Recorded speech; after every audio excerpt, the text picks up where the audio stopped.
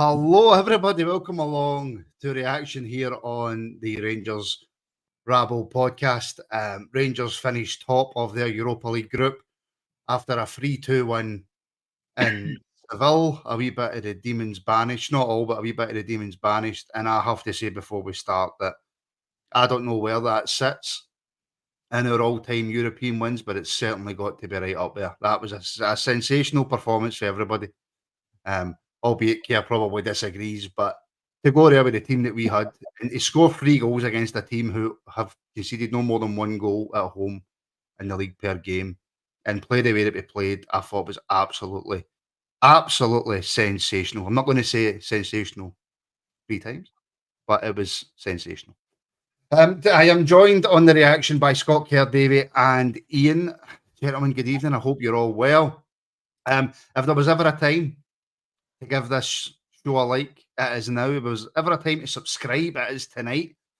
We are jubilant, we are happy, and we're going to celebrate on this reaction. And I have absolutely forgot 80% of everything that just happened in that football match, but I don't care. Scott Kerr, your reaction to what is Rangers' first win in Spain. The reaction to topping the group, to beating a very good team in their own backyard, and just how are you feeling, my friend? Because I am ecstatic. Martin, it's been a stressful day for me. My son's girlfriend went into labour. She's still there. My granddaughter's not been born yet, so it's been a stressful day that way. But the match, I really enjoyed it. It was toe-to-toe. I thought both teams went for it. I thought it was a really good game of football, apart from Sam Lammard, but I don't want to mention him. We deserved that. I thought we never backed away from him, even though we were in front a couple of times. We still went for him again. They came for us. I really enjoyed it. Good game of football. It was. Hold on a wee minute. Oh, 2 seconds. That tenants, Martin. Cheers. It is. I love tenants. Iain, I have to ask, was that 6 on a plate? That was 6 on the whole crockery set, mate. That wasn't just 6 on the plate. I might even have to get some trays out. I don't know. I'm definitely sending the wife out to get some more stuff tomorrow. But that had everything. If you're, for a neutral fan, if you're watching that, you've just had a hell of a night, and a very enjoyable night. If you're a Betis or Rangers fan, during the game, you've not had that much of an enjoyable night because it was so end to end and so open. And then, I mean, one scrappy goal at the end to win it, but the goals themselves, 4 of them were top quality goals as well. So that game had everything, and my heart rate will return to normal, I'm sure, at some point in the next hour or so. It's just, Davey, I'll be 100% completely honest. After the Irish result at Ibrox, I was 100% convinced that was it. I did not see, even with our strongest 11, I did not see a conceivable way that we go, and not even just with our record, just with the way that Betis were playing this season. I did not see us going there and winning. I could see us going there and nabbing a draw, but there is no way on earth I seen us going over there and winning. So, kudos to the players and the manager. Tremendous reaction for the players tonight, Martin, absolutely. And to put a bit of context in it, we've had 3 managers in this group and somehow still managed to top it. The pressure was on us. We needed the result, especially with the 2 early goals that Prague got in Aris tonight, but we responded in the correct manner. And I think one thing that we can all sort of be clear on now is we have got a proper manager in charge of our club again, a Rangers manager, and the players are responding to Clermont, and everybody's buying into his ideas. And the reaction for Clermont on the touchline throughout the game and at the end and with the players, that's what we want to see. Togetherness, bring on Sunday. And that's it, Kerr. We spoke, and look, we'll go through the game, right? But before we do that, we spoke, it was earlier in the week, about, the importance of Europe, the importance of the League Cup, what comes first, etc. Right? Well, that conversation no longer matters. But a result like tonight, with the players that we had in the park, can only significantly boost their confidence. We should be extremely confident about winning on Sunday anyway. And of course, Rangers are extremely confident, as we've seen from the league thing on their website. But a result like that tonight, with the players that we had in the park, That only boosts your confidence for Sunday. It will, Martin, but I think the manager will get them back in the ground and say, listen, Sunday's a totally different game. But I think the thing you can see with the players now, the mentality's changed for some of them. Before, when we went a goal, we let goals in. Some of the players chucked it, their heads went down. It's not been like that since managers came in. He took it a couple of times, it was, but you can see now it's changed. They weren't chucking it, they were still going forward. They were still having the belief they were trying to win. And listen, I'm John Lundstrom's biggest critic. You all know that, but had to say tonight he was tremendous. Some will say he gets a new contract right enough, we'll see at the end of the season. But no, tonight you have to give him plaudits. Because that's Clermont, he's changed the way he's thinking. He's changed the way he plays. He's no side to side. He's more forward. And I have to say, decision bringing on Sterling. I was shouting for it in the chat. I don't know if you've seen that with me and Roofe in the chat about bringing Sterling on. He's like, no way. Let's make jury on Sterling. What an athlete that boy is. Keep him, see if he stays fit. He's a player for the midfielder now we didn't think we had. It just goes to show a manager giving guys a chance and they're going out there and proving it to say, I want to play next week, I want to play next game. And that's what Clermont's doing, and it's great to see because all we want is a Rangers team going out, giving 100%, one lose or draw, and thinking, we've tried our best tonight, we're happy with that. It's when we don't go out and we don't give our best and we think some of these guys have chucked it, we don't like that. But the attitude of the players in the last few games has been tremendous. It really has, and you're absolutely spot on. Trying to remember Brian with a super chat. Thank you, Brian. Brilliant result, and that's putting it lightly, is what that was. So thank you for the support as ever, Brian. Normally, Iain and me go through the game chronological. That's not even the way to say that word, is it? Chronological order. And then we go and we talk about a few individual performances. But I need to start the night. Kerr mentioned his name there, John Lundstrom.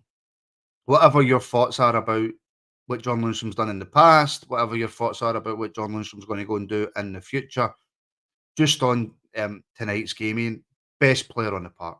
I thought he was absolutely outstanding. And if you could get a John Lundstrom with that kind of consistency, even at 1 or 2 bars below that level of consistency, you've got some player in your hands. And you're on mute. Sorry. Thursday nights are John Lundstrom nights. To take that quote away. I don't know what it is about the Europa League. He seems to love it. But again, like Kerr said, when Clermont's come in, it's changed the way that Lundstrom plays. And he's sort of nailed down that midfield spot. It's his now. I mean, fair play to him. He's played with about 4 or 5 different midfield partners now. He's come on leaps and bounds since Clermont's got there. And if we could get another person with his current attitude and the way he's been playing, I think our midfield will be unbeatable. Maybe Sterling coming on at half-time showed the same sort of guile. So maybe that is that midfield that we've been screaming for. A box-to-box midfielder, a man who's not afraid to put a challenge in. Both of them working together in tandem, it seemed to work perfectly. So I've got no fears currently about going into Sunday all of a sudden. I mean, Davie, is that performance for Lundstrom, is that in any way a surprise, the levels that he managed to reach tonight? I don't know if it's a surprise. I think it's more a frustration that we've not seen it often enough during his time at Rangers. You know, he's been here 3 years and it is sort of our best Europa run, got obviously the best out of him, but domestically, Lundstrom's let us down too many times in the big games. So, you know, I'm quite willing to give him a bit of leeway because it's a new manager that's in, but certainly tonight, absolutely tremendous. Covered every blade of grass and was an actual leader. You know, Cifuentes, I didn't think was having a bad game in the first half. I thought Cifuentes was doing all right. So when the tactical tweak came at half time, I was surprised. But when Sterling came in beside him, he looked as if he'd played beside Lundstrom the last 4 or 5 games. It was seamless, such a smooth transition. And then we had Lundstrom sort of leading, playing the sitter, and we had Sterling as the ball carrier. And it just got us up the pitch. When they were countering us, it meant that we could then counter them, which wasn't really happening as much in the first half. But certainly, you know, if we can get a few more of those performances, John Lundstrom domestically as well as in Europe going forward, then hopefully the Clermont rise up the table will continue. Yeah, absolutely hope so. We'll come back to Lundstrom. We'll come back to Cifuentes, Sterling. We'll come back to all of that. But we'll go through the game, Kerr. And just before we do that, John Batchelor with a super chat. The batch is back. Hope you're well, John. I've not spoken to John for a while. I hope you're doing well, buddy. Get your comments in as well. We'll bring some of your comments up as well, John. Kerr, on the game, the first half alone, right, was and I can't remember who said it, if it was Ian or it was Davie, but if you're a neutral, that is the Europa League game the night that you watch, right? I thought it was brilliant, and at the same time, I was so happy and I was raging at the same time. But I thought we started really, really well. We did, and that's what I said. We without the intent to attack them because we knew they were there to be got at. So are we. To be fair. But listen, both defences aren't great, and I think we knew that. Each team knew each other's defence weren't great, and there was going to be goals in this game. And it was a great game to watch. Not for a fan of both sides because you were up and down with emotions, but if you're just watching that as a neutral, you're thinking this is a really good game of football. Because sometimes you watch a game and it's absolutely rotten, but tonight was really good. There was a lot of quality in the game, a lot of poor errors as well. But listen, Betis aren't a bad side, Martin. You know, they drew with Madrid on Saturday. They don't lose many games at home, and we went there with no fear. That's the good thing about it. Even if we never got the result tonight, we went there with no fear. We've done the same in Harris and might have been ready through. But listen, hats off to the team. And you talk about the goal. I mean, the first goal. How many times have we seen Big C run across and just hit it first time? He likes his goals, doesn't he? That's what he has to do that every time, Kerr, because when you see my time to think, it's like watching Bambi. You still see people criticise him and you think, why? This guy scores goals. I mean, I think it's 1 and 2, maybe whatever, but he knows where the goal is. He's not scared to take a pop shot, and he might have 3 or 4 efforts, but one's always going to hit the back of the net, and his work rate's phenomenal. So many times to get back to help Borna, he's up and down that flank, and he just doesn't attacking wise defensively. Listen, the boy's got some engine, and listen, he's only on loan. A lot of time loan players will put fight in, but only to a point. But you can never say that about Seema. He fights constantly. He does, and I know that. Well, I don't know, but going by reports, obviously, I think Rangers are really keen to keep him. So we'll see what the Rangers and Brighton can come up with. But that transfer conversation is a conversation for another day. Ian, just to change tact a little bit, Fogg's comment, and I think it's something that we need to appreciate and we need to speak about. If we're travelling fans, hats off to them. 11 days till Christmas, Ian, everybody's skint, and we've got 2,600 people filling out our away allocation in Betis and Seville in the stadium, and countless other thousands over there. Second to none. Yeah, and I can guarantee you now there was more than 2,600 in that stadium. I'm pretty sure if you look around when we scored, there's a few people jumping about in amongst the Betis fans as well. We've already heard from one. He couldn't hear a word we were saying, but we've already heard from one who's having a hell of a night in that stand. I did want to ask him a question, but he couldn't hear us. But the TV camera showing the top tier of that stadium, it looked absolutely terrifying. Looked like it was ready to come down, didn't it? Because if you jumped, you were going to just fall straight out of it. But our travelling fans are amazing. Doesn't matter where we're going, they'll always turn up in numbers. It goes all the way back to that Leipzig game in the middle of winter, going over there for a friendly, and 8,000 turned up at Leipzig for that, if not more. So hats off to our travelling fans. I mean, I wish I could get out there. I'd go now just for the party that's about to happen tonight in Seville. But yeah, you can't. Hats off to them. Massive applause. And you could hear them as well.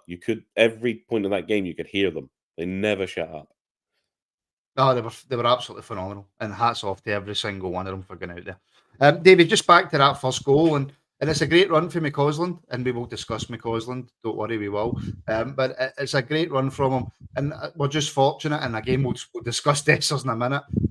We're just fortunate that Dessers has no control. I was going to try and use an analogy there, but I better not. Ball gets kind of stuck under his feet, and like the guy said, it's a great finish for Seema. But Mccausland in the build up to that, David. Terrific. That's what we'll want to see. We've all spoke about on the podcast over the last year that we'd like to see youth get a chance, and Michael Beale promised it, and it never came. But when Clermont came in, he's been honest with the fans in every press conference, and that's all you want for your manager. If they do it in training, then they'll get their time on the park. And since Mccausland's been given his chance, he certainly grabbed it. And you can see there's, as we'll allude to when we go on later in the podcast, that there's flaws in his game, but certainly, running with the ball and running at players, he's very dangerous. He's got a terrific eye for a pass, and he's got great composure for a young lad. You would think he's been playing in the team for a couple of years, and you can only hope that he's going to get better. And I don't think Betis were comfortable with him running at them. They weren't expecting that. I don't believe that Pellegrini done his homework. And obviously, if you remember, after the first game, he was very disparaging in his comments towards Rangers in the post-match presser, saying that we're a honking team and all the rest of it. We'll see tonight. As Kerr said, we went toe-to-toe. We went and played some decent stuff. And our first 2 goals are absolutely terrific and great football. I'm sure you'll come on to speak about the second, but I thought the ball for Cifuentes in the second goal as well, it gives Dessers the chance to run into the space. And to be fair to the big man, I mean, we were all laughing about it in the group chat, but what play, what body strength, and what a finish. Who needs Alfredo? Oh, please don't even go there. Let's try and keep this positive the night, shall we? But Kerr, just on that, 3 minutes later, it's 1 each. Talk us through the Betis goal, because I can't remember it. Yeah, can I, Martin? I'm watching a game of football and texting my son at hospital and all. I think it was just bad defending. I remember the second one, Mccausland loses, Mccausland and Tav don't know who should go to the boy at the back. And he curls it in, but the first one... Can somebody tell me about their first goal? Because I genuinely can't remember. Ian, you always remember the goals. Yeah, I think at this point, because I just said somebody lost their man, and Kerr was like, just say it's Mccausland. And I was like, yeah, I needed the replay to work it out. He was the first one as well. Yeah, the Mccausland switches off just for a fraction of a second, but by the time he's recovered, ball's coming to him. It was a decent finish. Yeah. Hard and low, and Butland just can't get to it. And it's a just, very good Ross is still naive, but that'll come. You can see that we've seen that. That'll come. He's very good. He's very direct going forward, and he causes issues like Davie said. He's good with the ball at his feet. He can go left and right when he's running. He's very quick, and listen, he can take players on. But the defensive side of his game will come. It will come. It's just he's just learning. He's just in the team, but he's one of these guys you have to play just because what he offers offensively. I mean, that is the point, Davie. Both goals. Ross has got a hand in for making a mistake. But like I said it in the group chat. I says, look, yeah, the first goal, I remember it now. So thank you very much, Iain. Mccausland switches off, Miranda runs through and scores. We have to accept it when you bring through youth players, they're going to make mistakes, and they've just got to learn from it. And we can't sit here and berate the young boy because what he done going forward was class. It's just a lack of concentration.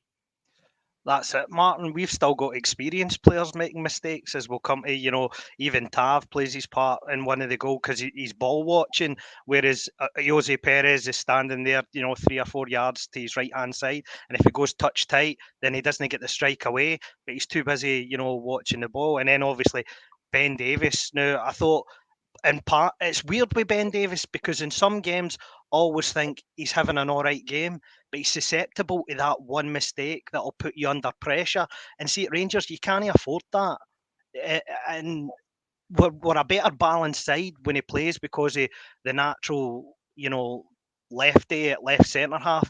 But he just, and to me, it's more so in the high pressure games that he's susceptible just to that wee lapse in concentration. I don't know whether it's because he's played most of his career in the English Championship. He's just no used to games of the high intensity and the pressure and the will to win. And maybe that's why the Rangers jersey's a bit too heavy on him. But fair play to him. He did make a mistake, but him and Mccausland both recovered from it. And obviously, ultimately, we got the victory. But as well, I'd like to mention Jack Butland as well. He played his part. And, there was times where we all had lapses in concentration, and the big man, especially at the end, terrific save. Now, Iain, I would like you to explain to me our second goal. No. Do you know that way? I'm sitting watching, and I was down south yesterday. I was down south this morning, and I'm sitting watching it, and I'm going, I've actually fell asleep on the couch. I've no woke up yet. I'm no back home. But no, Ian, I was fully awake. Cyril Dessers, prime Messi. Cyril Dessers from the, as I mentioned in the pre-match, the Cyril Dessers from the Conference League campaign were final turned up tonight for all of 5 minutes. Skinned his Sensational. man, and pops one between the goalkeeper's legs and into the corner. And if it was anybody else, you go, that's fantastic straight away. I sat there for about 30 seconds going, did that just happen? And then they no VAR check, no reason for it not to be a goal. That was it, celebration. My daughter's messaging me going, he doesn't do that. That's not him. Disbelief, but absolutely fantastic from Dessers. Absolutely fantastic. I mean, we said at in the pre-match as well that we were hoping that him, Sifu, and Lammers could maybe turn up, and tonight would be their night. In that first half, I think, apart from a couple of loose control efforts, I don't think Dessers had too bad a first half. I thought he was all right, and the goal capped off a decent, and hopefully that's a springboard for him, and because he's been showing a few little signs here and there, but tonight that was just fantastic, and I think that's one goal I'll be watching over and over and over again until he gets in my bad books again. Do you know what? Genuinely, Kerr, I could not have been happier that it was him that done it. I was absolutely ecstatic that it was Dessers that managed to do it. And do you know what? It's not just it's not a phenomenal goal, right? It's a sidestep and it's a neat finish, right? But it's because it was Dessers that I'm looking at that, and I'm probably making that out to be a world-class goal, right? But for Dessers, not just that he skins a boy, but it's a lovely finish and all. As we've seen him finish like that before, getting through somebody's legs, and listen, we've seen him score goals like that when he was in Holland, but I think we've just all expected him to now be rotten. But obviously he scored on Saturday, which gave him a wee boost against Dundee, and tonight that goal was superbly taken. He had the confidence to try and beat the two players, which he did. And when he gets in a position, he composure's great. He puts it through the keeper's legs when he could have hit the goalie, put it by the post, but he had enough composure to think, I'm going to go through the legs here, and he done it, and he ran away. And I was like the Estes. I thought, God, how did he manage that? But it's just what we've been seeing. But obviously, he's got something about him, because that's why we signed him. We just hope now this gives him a wee kick in the backside to say he's actually a better player than he believes, and or he thinks we believe, and maybe he'll start doing it more often for us. Listen, nothing better if he started scoring goals, but somebody said he's got 7 goals this season, so fair play to him to get even 7 goals. He's had the criticisms in his hand, he's not been playing every week, so hopefully this gets him on goals now, and because he's a part of Roofe being back on the bench tonight and scoring, but we don't know how long Kamara Roofe's like that with Daniel out, so Dessers will probably be the main man up top for us, so hopefully tonight this gets the extended run of confidence, gets it up, and he takes another goal on Sunday. You're on mute, Martin. Oh, that's poor. That's really poor. I apologise. Still Davie, sleeping on the couch? I fell asleep at Lockerbie by the way. We managed to keep this lead, Davie, for a wee bit longer than the first. I think it was about 15 minutes or something. We kept this lead for. And again, do you know what? You're playing a really good team in their home patch. So you've got to expect that they're going to create chances, and you're going to concede because you're playing against a really, really good team. But it's the way we concede in it. It's just the switching off, and we'll come on to talk about the defence, because there's a few people having a go at us for no having a go at the defence, but we'll come on to talk about that. But it's just the type of goals that we lose. It's frustrating. Calamity errors, and there's a kind of passage of play here where we're setting to every ball at 3 or 4 attempts before it ends up in the back of the net, and then ultimately, we're standing ball watching as the ball goes in the back of the net. I just feel we have a soft centre at the moment. We haven't fixed that because Clermont's not had a chance to fix it.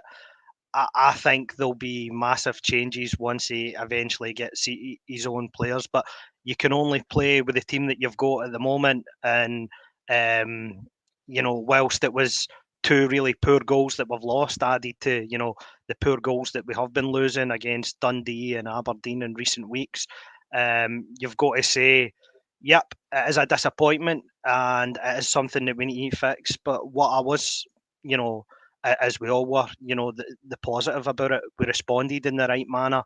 In times gone past, we have seen incidents like this where the heads have dropped and the mentality has been wanting.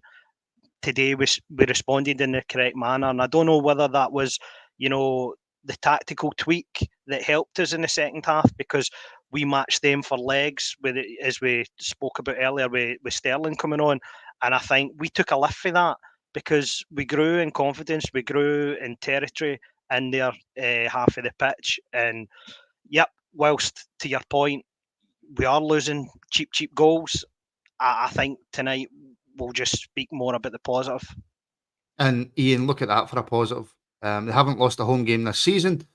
Betis to Real Madrid at the weekend. Jude Bellingham getting them out of trouble. And they haven't conceded over 1 goal at home in 19 games. I think that puts into perspective what we've managed to achieve tonight. Yeah, I think someone else earlier in the comments said that Betis hadn't lost a game all season until we arrived. Until we arrived.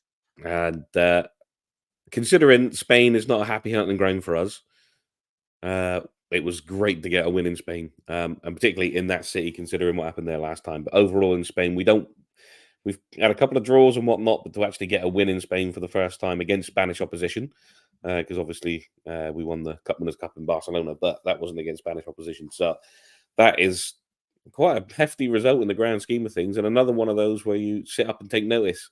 It's not quite on par with Dortmund. I wouldn't put it up there, but it ain't far off. It's not far away, Ian. That's not far away. I guess I wouldn't, but it's not far off. But I don't think it would have the same impact in Europe that beating Dortmund and their own patch at that time would. But definitely one of those was going to make teams who we could now possibly face in the last 16 think maybe don't want them too much. I mean, I don't know, channel member MD Ultra, I don't know if there's a wee joke there with the spelling a clause, but we'll gloss over that. But let's have a quick chat about the manager, Kerr. Since he's come in 2 points for top of the league, we're in a cup final and we've just finished top of our Europa League group. Do you think he's Santa Claus? I think he's better than that, Martin. I think he's come into us. I don't believe Santa's no real, Martin. Whoa. Oh, you. Whoa. Careful. My boy could be listening. Absolute nonsense. Commercialised American nonsense. Anyway, he's come into a side which was down, which was beat, low in confidence. Everybody thought this season, as in Cuddy, thought the season was a write-off already when Mick Beale was here. Obviously, he's away. Clermont's come in and he's revitalised these group of players. Listen, like David says, some probably will not be here next season. Some might have to hang on to more longer than that just because of their contracts. But he's turned this squad of players to believe in themselves, to play a brand of football we didn't expect from them. But he's still taking it game to game because he knows there will be off nights. He knows some players will have off games. But he's getting these guys to put effort in, which we lacked. And it's night and day for where we were. I mean, the last Old Firm game, and I can see the comments, I'm trying to read them. The last Old Firm game, we were sitting here raging. But now we're getting into games, yeah, we can see silly goals, like Davie says, and we maybe not play well at times, but there's a belief back in the team that even if we go behind, we can pull it around and start winning games again, which we've done tonight. And before tonight, Martin, if you read the comments for a lot of Rangers fans, a lot of people on social media, football fans, a lot of the media, as in journalists, everybody seemed to not rate Betis. Said they weren't as good as everybody thought they were. I would imagine if they were playing a team a different part of Glasgow, they'd have been right up there with Real Madrid. But even some of their own fans have said that Betis aren't that great. I don't know where that came from.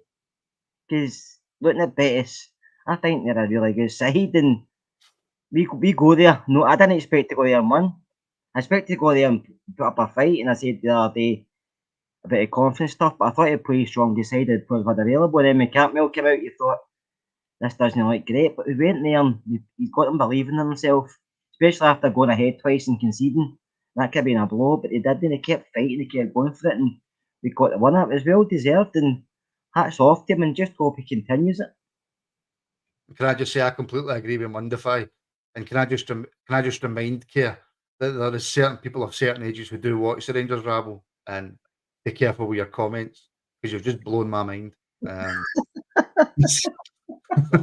So absolutely not acceptable. This Mr. Scrooge, eh?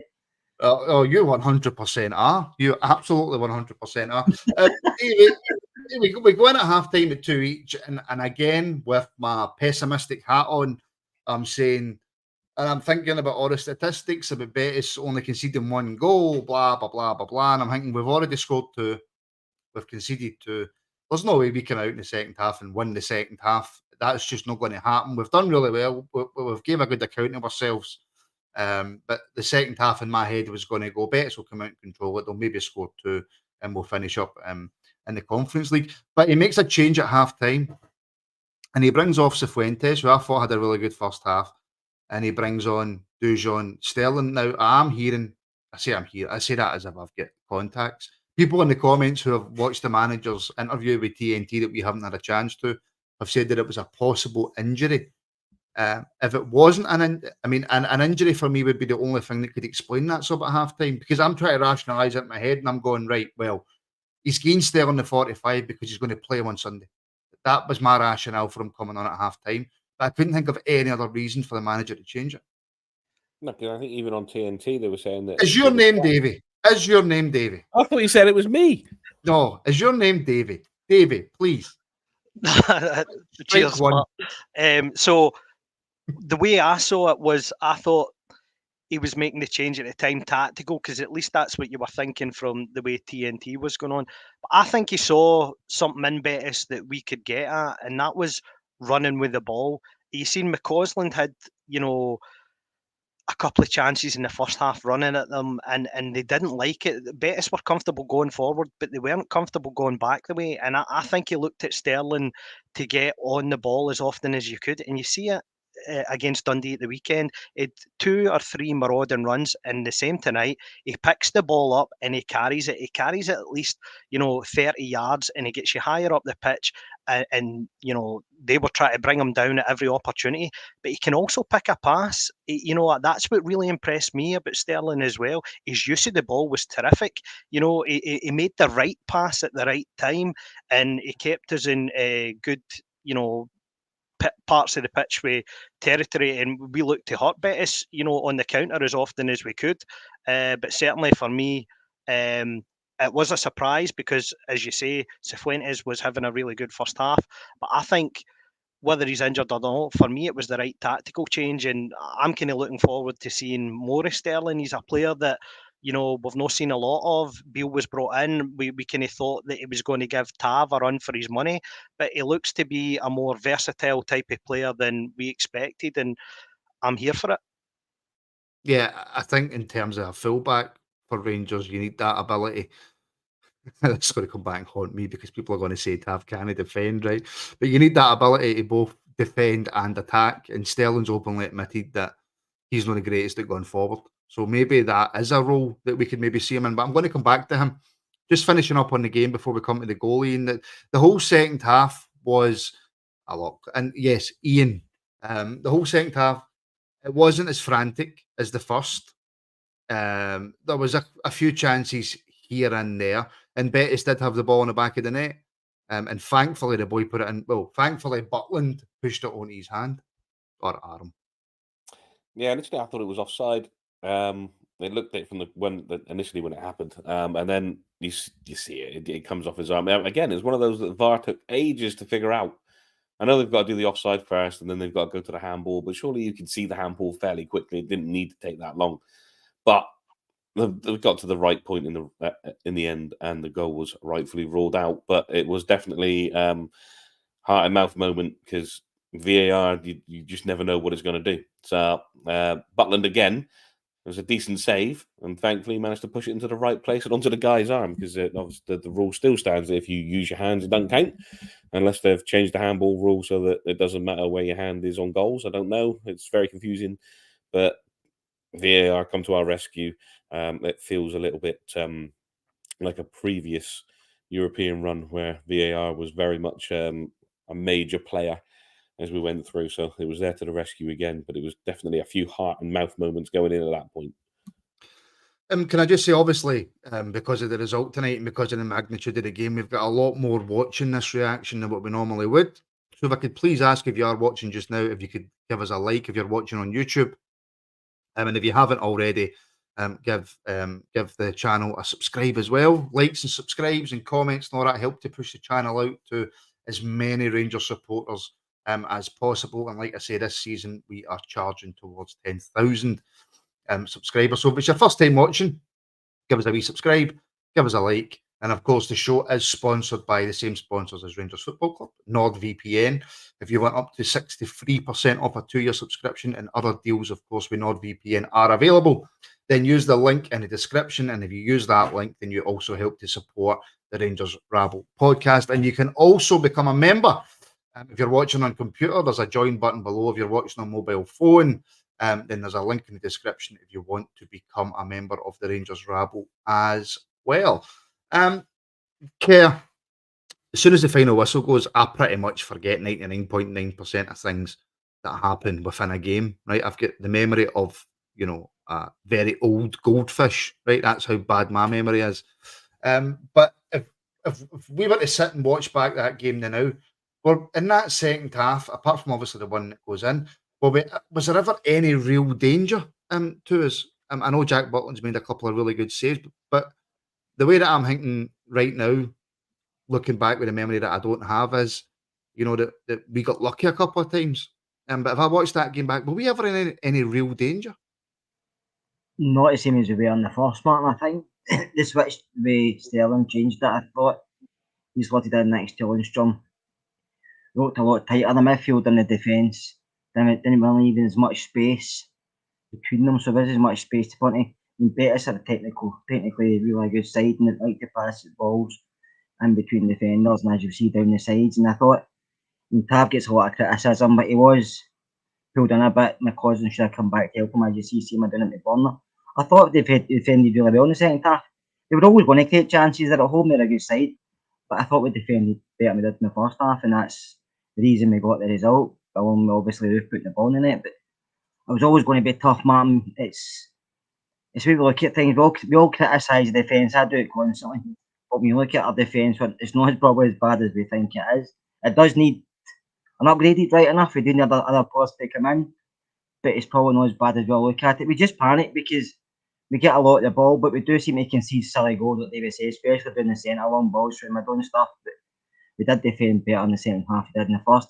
On the full-back situation, Butland have got a lot of stick, but I think if you look at Liverpool and where they play Alexander-Arnold, he was a full-back, but now he's playing more centrally because he's that good at going forward. Klopp knows his strengths and weaknesses, and at the back he was causing a few goals the way he played defensively. So he's pushed them forward, so I don't know if that worked, pushing maybe the full-back, something going to a 3 or going to a 5. I don't know. I'm just saying that, but I think the manager will know his strongest players, and until he maybe can get other defenders in, he'll keep the ones he's got. But I thought having Sterling in the middle next to Lundstrom made us a lot stronger harder to get through. Kemar Roofe, Davie. Kemar Roofe, who is an instinctual striker. There's been a lot of talk about him. He's not been staying fit as per usual, and maybe the games that he's come on, he's not looked at it. But what a crucial goal. And like I say, just a complete and utter striker's goal. Kemar Roofe's an enigma, Martin. I mean, he got a hair transplant 2 years ago, and it looks like Hit's got an injury because I'm not seeing any hair on top of that. So I really don't know what's going on with the boy. But we kind of saw, and we were speaking about it in the group chat, Dessers, about 55 minutes, looked like he was really tired. So you were kind of looking to the bench, and Roofe was really the only option. Now, the one thing about Kemar Roofe, fitness aside, he is a quality player. He's just not reliable enough. But when he came on, I just kind of think we were a bit smarter with our passing. We were looking to hit him over the top. Their two centre halves weren't comfortable because Roofe is a clever player. He was running off them, he was running in behind them, and then he was coming short. He was looking to spin in behind, play 1-2s. They just weren't getting that with Dessers. Dessers was in front of them for the whole half, but the minute Roofe come on, we began to look a bit more dangerous, and then obviously kind of confidence grew. But the finish itself, penalty box striker finish. You know, it doesn't matter how they're getting, right place, right time. And Kmart Roofe, he's got a kind of knack for this. Aberdeen in the semi-final last year, the Braga game, you know, when he does appear, he does score important goals for Rangers. Just the thing is with Kmart Roofe, it's just never often enough, because if it was often enough, we'd probably have a lot more championships in the bag than we do. Yeah, 100%, 100%.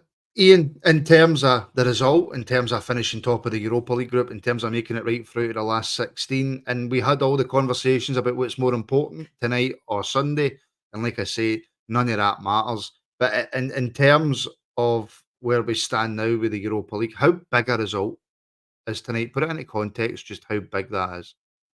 £4 million big for a start, 3 million for the goal there that took us through, and 1 million for winning the game. I said in the pre-match that if we drop down to the Europa League, we drop down to the Europa League, and if we go on and win that, then it's not a Thought you mean drop down to the conference, you mean? Yeah, that's what I meant. If we drop down to that, it's the third tier of European football, but that's the one European trophy we do have, the third tier of European football, the Cup Winners' Cup, which then disappeared. So the European trophy is a European trophy. It doesn't matter which one you win. Obviously, the Champions League's the pinnacle of it all, but unless Rangers want to really give me a reason to die extremely happy, I don't think we're ever going to win that one. So I'd have been happy either way if it had gone. Football Manager. Well, there is that.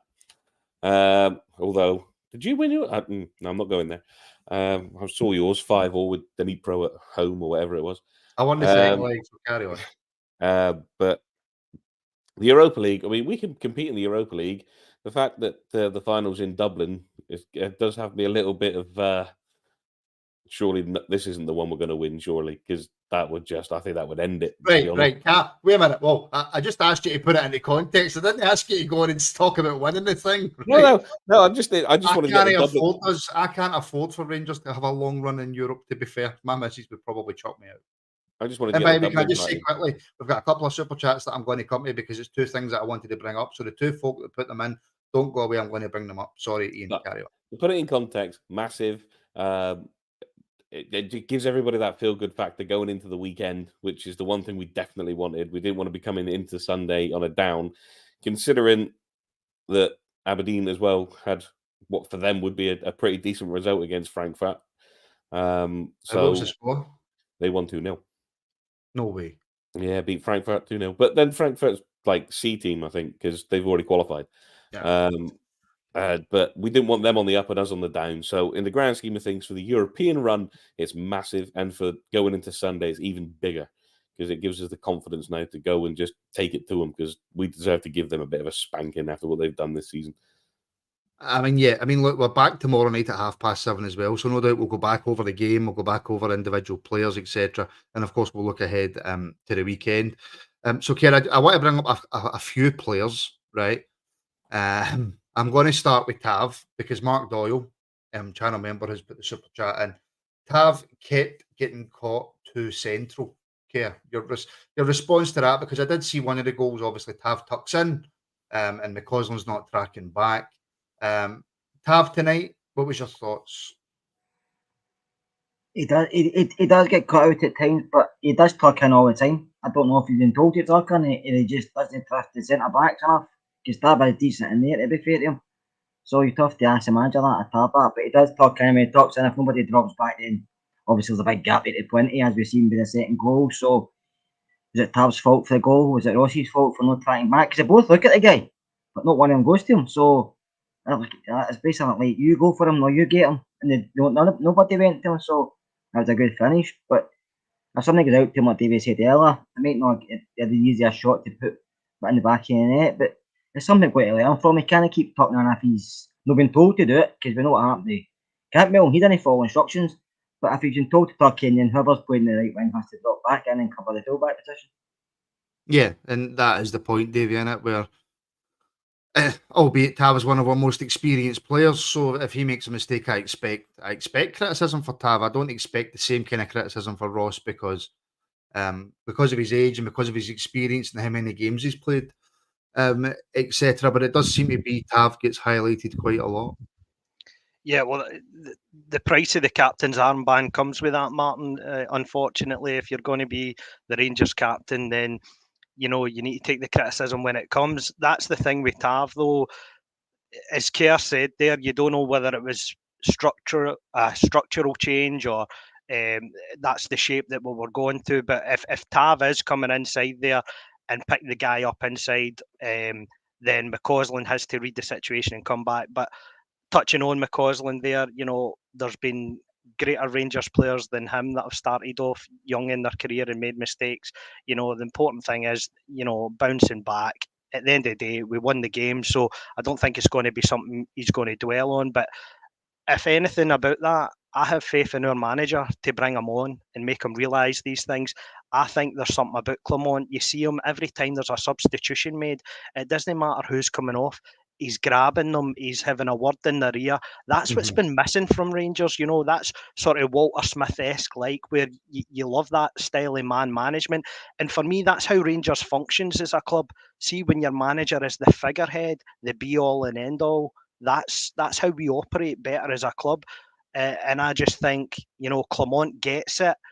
We're all, as a fan base, are all buying into it. And, there has been, times where this season where we were all sort of down in the dumps, we didn't know where it was going, but there's an excitement and there's a momentum gathering now. I know somebody in the comments earlier on was saying that it's 2 points. Obviously, it's 5 with a game in hand. And they're going to play before us this weekend and stuff like that. However, if we keep winning, and again, Clermont still yet to be beat as manager, which is a phenomenal record, given the fact that he's hardly had a squad of players to pick from game to game, never mind week to week. And long may it continue. Right. Now, next point, Ian. Our very own Stu with a super chat. I'm going to say it, and then I'm going to let you take over. Right. Lammers, 2 passes aside, really good tonight. He wasn't terrible, but he wasn't good. I'm doing one of those things that you don't like, Martin. It was a bit of both.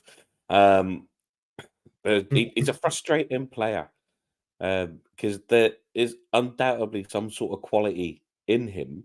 He can use the ball really well when he wants to, but I think some of his decision making tonight was quite awful.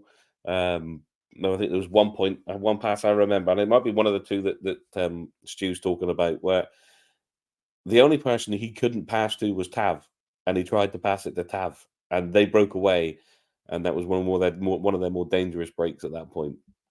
I think that in the second half, when he's gone through and he's gone down, I initially agreed with Kenny Miller, thinking, why has he gone down? Because one more step and he's through and he's clear. So why has he done that? But it kind of turned out that he got himself tangled up, and for a split second thought maybe it was on the line, so it was a penalty.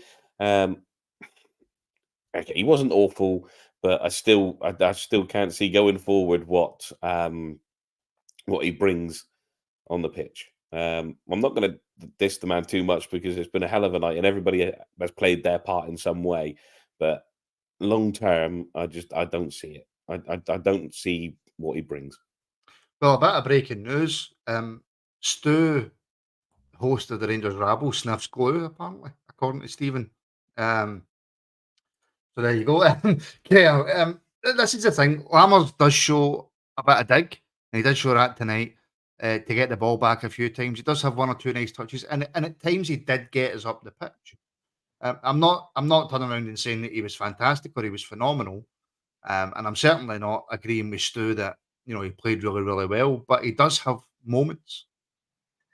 Listen, we all watch games in different ways. We've all got our own opinions. Personally, I thought Lammers was rotten. That's just my opinion. I don't think there's anything there.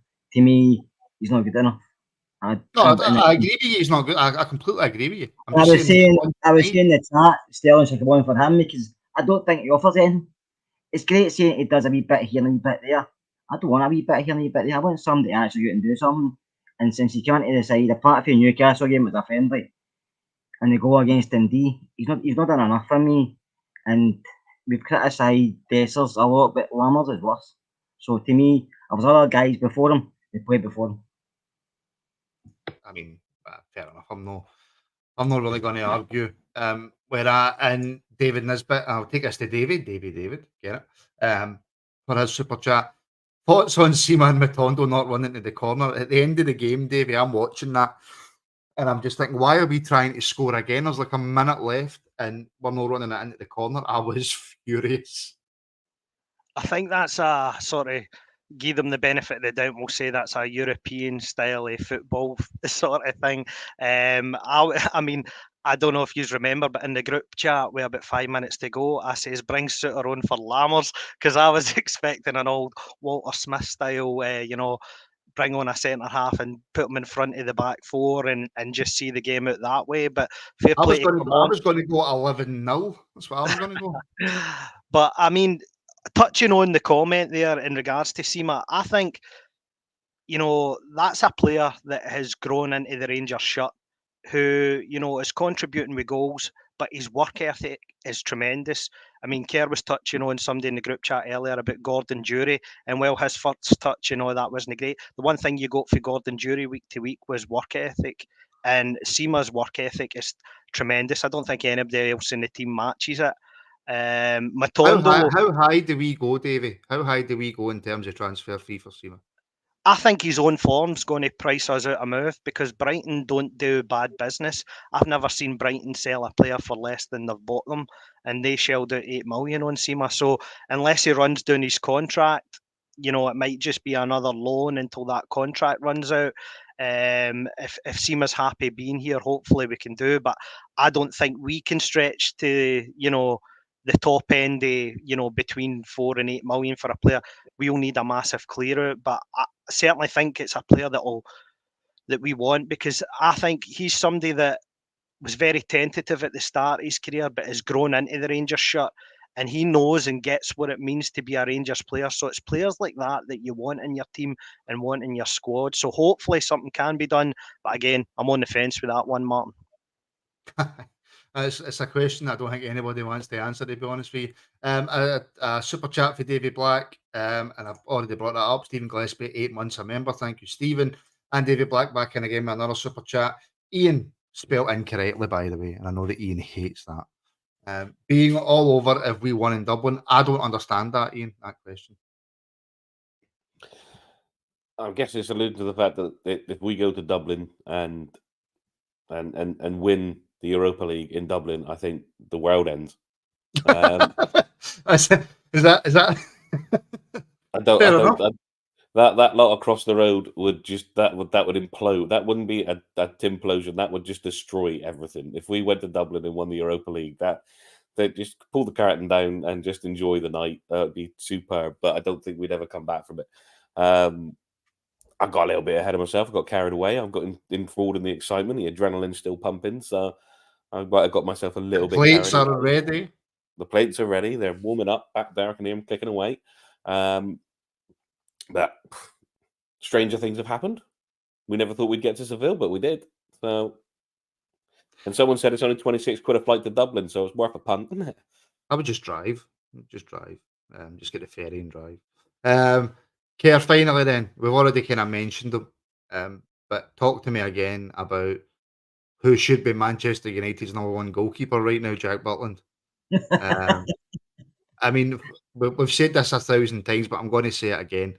For all the stick that we've gave Beale, and rightly so, what a keeper he's brought us. Oh, tremendous. You're just so confident he's here, aren't you? He's going to make the saves, but in balls going into the box, especially when balls going into the box, like on in games, he's going to come out and claim them. He's not going to be standing on his line waiting for others to head them away. He's going to come out and claim them and cover them there. It's a safety blanket for everybody. Because if they get by our defenders, like sometimes they can, then usually Butland makes a save. But no, for a free signing, he's been phenomenal. And you just hope somebody doesn't come in and steal him for his Martin, because the club's offering big money for him in the summer. So we just 150 million and the Man United can buy him back. I know we signed him for Palace on a free when he left there, but Just he told was, Jack likes Glasgow that much. He's enjoying playing the Rangers that much. He enjoys the European games. He enjoyed winning things which we will win this season. And he thinks, no, I want to be here for a while. listen, I'm pretty sure if another team come in and bid silly money, I think Onana will be available on a free transfer soon, so we'll probably just pick him up. He might do a wee bit better in Scotland than what he's doing down south. But listen, folks, that will do us there. It's been phenomenal. Thank you so much to every single person who's tuned in. Please do, if you can, leave a like if you're watching on YouTube, and make sure that you subscribe. Give us a follow on all our socials, all the links to which are in the description. A fantastic night for our football club. We are in Europe. We already knew it, but we're in Europe after Christmas, after finishing top of our Europa League group, and we go straight through to the last 16. My thanks to Kerr, my thanks to Iain, my thanks to Davie. I'm not going to be. I'm actually glad I'm not part of Ian's crockery set tonight. I think he's going to need to go and buy some new ones in the morning. But like I say, we are in January sales, aren't you? Pick up a bargain. I'm not going to know. I'm not doing it. No, just leave it at that. Just leave it at I just that. like to say, bloody Father Christmas is real. Santa Claus is real, but Father Christmas Thank is. you. I can't believe you said that. You shattered my dreams. Stuart said upset his kids. I didn't know they let kids into New Edmondson House at this time of night. Aye, well, we're not in New Edmondson House, so. But Stuart is. Stuart is. I know. Listen, we're back at 7:30 tomorrow. Go and enjoy what's left of your night. Go to your work tomorrow. Enjoy work, and then, in fact, no. What day is it? It's Thursday. Aye, we're back tomorrow night. Tomorrow's Friday. Jeez, where's my head? 7:30. I'm going to go now because we're just talking absolute mince and I'm forgetting everything I'm talking about. So thank you so much to everybody for tuning in, and we'll speak to you again tomorrow night.